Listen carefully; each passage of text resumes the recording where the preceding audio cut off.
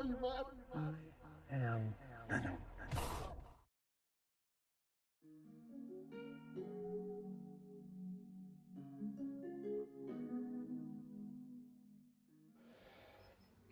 Right guys, today I want to talk about how to keep your leopard geckos. Now, basically, minimum size viv is a 3-foot viv. Right, that is your minimum. Now, personally, I would say go for a 4-foot viv if you've got the space, but 3 foot is minimum. Anything less than that is a no-no. It needs to be 3 foot by 1.5 foot by 1.5 foot minimum. Next thing I want to talk about is heating. Now, heating, you have two options. Now, the options are you need to be able to create a basking spot and a gradient, and preferably a day-night scenario as well. So, option one, which is what I use, is to use a deep heat projector. A deep heat projector does not give off any visible light. This bulb here does not give off any light. There's no light from it. You always put any heat source inside a cage to stop the animal or pet from burning themselves. That is an important one. So if you use a deep heat projector, it can be kept on at night. So if your house drops below 16 degrees at night, then a deep heat projector is really useful because you can keep the heat on but still turn your UVB light off, so it's still in darkness, they still get heat. You pair that up with a digital dimming or just dimming day-night thermostat. Now, your thermostat's up to you. I use a Husbandry digital dimming day-night. Reason for that is, in the daytime, my basking spot's set to 32. On the night time, it turns it down to 20 degrees. So it's a nighttime drop. That is a thermostat I use. Now, your second option is you can use a basking bulb and a CHE bulb. Then you need a different thermostat, one will control 2 bulbs, turn one on the day, one on at night, and do your temperature drops that way. Or you'd have to have 2 thermostats on. Preferably CHE could be dropped, it's on your lower temp, so you don't need to put that on a timer, but you would need to put your basking bulb thermostat on a timer. So in the day your basking bulb comes on, of course your CHE is not going to do anything because it's overheat that that's set to, so that's just going to not work. Your basking bulb will do your 32 degrees. After 12 hours that turns off. At that point, when that temperature then drops in there to where your CHE needs to work, your CHE will take over and start keeping heating down to your low things. But of course you've got to understand that you take up more space in your tank, there's more things to go wrong, you're running multiple thermostats. I mean, you can get thermostats that do it all for you, but they're very pricey. I mean, this solution, I think it cost me something like 20 quid for the bulb, if that, 15 quid I think it was. For the cage, 15 quid. My thermostat was about 65 quid. That's my heating setup. Works perfectly. I put a basking slate, basically a slate tile underneath it. That'll create a nice hot spot for it, so the slate will warm up as it. And if I do check that, I bet you got any money, that slate's about 34, 36, which is perfect. Thanks, crap. So anyway, so that's heating. Next thing is lighting. You need UVB. Now, what you need is an Arcadia. Now, you can get other ones. It has to be a T5, and it has to have around about 8%, or I think it's 8. No, I think it's 7% UVB basically. These Arcadia shade dweller T5s are actually designed for leopard geckos. They are literally 7% 8 watt T5 bulb. They are about 30 centimeters in length, so it's about a foot in length. That just basically goes on the same side as your heat source, so it basically creates a light source over here, but they get shaded area over there, so they can move in and out of the UVB as they wish. They don't actually like light, so they spend most of the time over this side in the day. They might come and have a little bask, but most of the time they'll go back. But that's basically heating and your lighting. Now, UVB, if you use with my thermostat, actually has a socket for your UVB, so that can be set to your 12 hours to turn on and off. So when the UVB turns off, my temperature drops to 20 degrees, I do 12 hours of that. Come in the morning, 6 o'clock in the morning, UVB turns on, temperature really increases, it comes back up to 32 degrees. That's my heating and my lighting perfect. Next thing I'll talk about is substrate.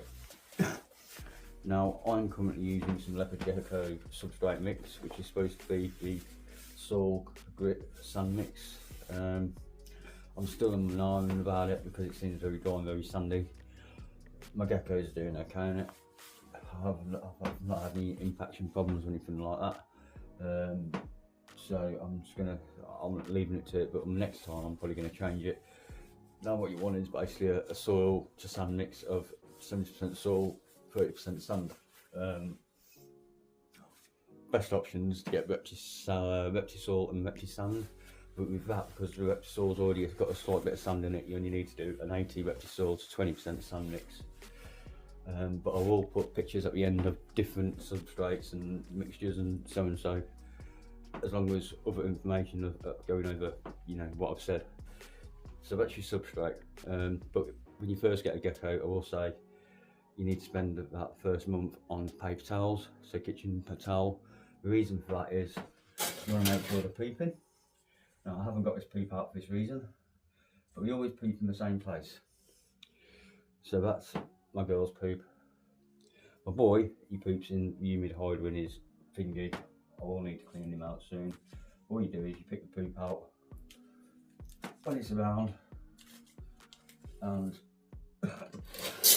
that's pretty much your spot cleaning. It's always nice and dry, nice and easy. Other things you need: water bowl, water in, dish with some calcium in. I always put those on the cool side as well, keep them away from the heat, because what heat turns water into algae too. Or high humidity as well, more. I don't want the humidity high. You want to keep it dry in there. I don't mist it, I don't nothing. I keep it dry. They have a humid hide if they need humidity, and that's it. Of course, the other things you need is decor. You know, just put some things into, give them things to hide in, climb, do things. You know, make it look nice. But the next important thing is hides. You need a hide on the warm end. You need a hide on the cold end. And then in the middle you need a humid hide. Now a humid hide is just basically some kind of tub with some sphagnum moss in it that's damp. That just creates humidity for them to go in. We want a shed, or for instance when she's laying eggs or anything like that.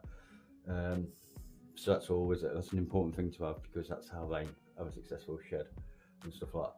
They're both standing here at the moment because they both want food. They always want food. She's probably coming up to a shed. He's not long shed. I can tell she's coming to a shed because she's looking a bit dull. I will say, you do not cohabit leopard geckos. You do not do this. These are my breeding pair. They've stopped breeding now. I am thinking about separating them, but they've been together since birth. They get on. There isn't no issues unless it's feeding time. It's the only time I have a bit of an issue is feeding time. As she bit Frank's lip the other day. This is one of the reasons I'm thinking of separating them, but you do not cohabit these things. They don't cohabit together very well. You have to be very lucky and keep an eye out if doing this, and I don't suggest you do it. I'm only doing it because this is how I received them. I've been breeding them, and I'm sitting here at the moment thinking about splitting them up because I have issues only with feeding time. But one thing I don't want is coming up one day having him have killed her, so, or vice versa. But at the moment they seem to get on pretty well, so I'll just leave them to it. But that's pretty much it with leopard gecko care. The only other thing is feeding. I feed these by tongue. I feed them every 3 or 4 days, about 10 to 15 minutes. I'll give them feeders dusted in calcium. I don't give them anything with UVB because they've got the UVB light, so it's literally just a calcium mix, calcium thingy, and then the occasional bit of multivitamins every now and again. I'll just get them like 5 or 6 crickets each and I feed, and just feed them by tongues. I take them, eat them. I never leave anything running around in the tank. You can do if you want them to hunt and stuff, but of course then you've got to go in and clean any dead bodies out and stuff like that, because it can cause mould and so on and so forth. If you feed by tongues, you know, there's no, I mean, I know I've got to have a little spot clean there soon, because I've had a couple of feeders where I've spat them out that they run off and stuff like and they're probably dead in there now, but a couple is not loads of them, all tucked, you know, which is going to cause mould and that. And like I say, every couple of weeks I'll get everything out, I'll get them out. I'll make sure there's no dead crickets or anything in there. I'll give it a clean, make sure there's no poop, get any poop that's lying around, put everything back. Just make sure it's all nice and clean. As far as the substrate, I'll change that every 6 months.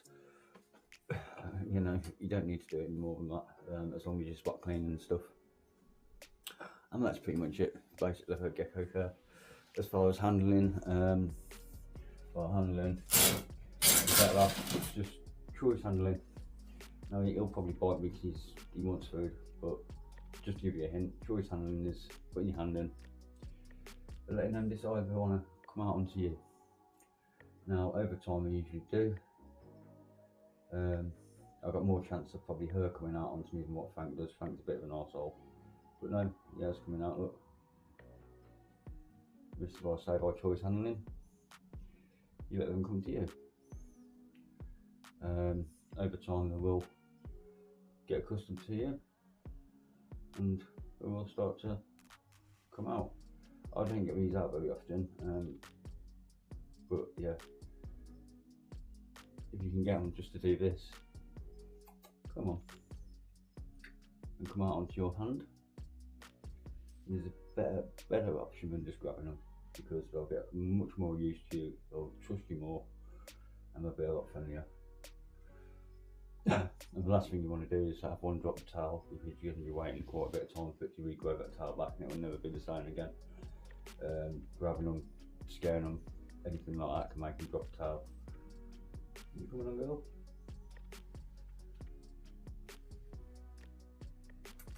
Come on. There we go. You coming on?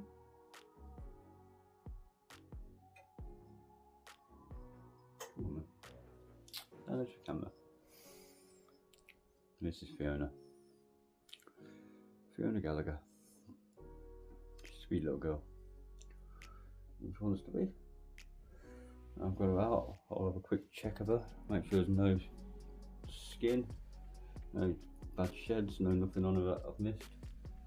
And put her back in. Of course, change that every day, really. Every other day. We'll top it up. But I usually change it every other day, top it up with these.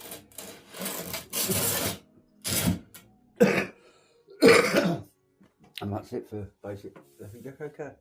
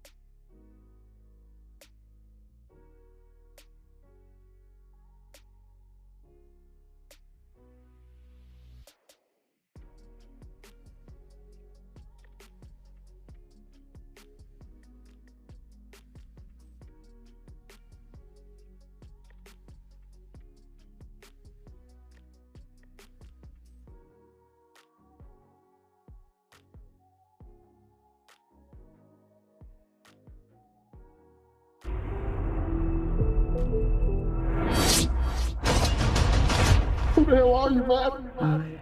I am Venom.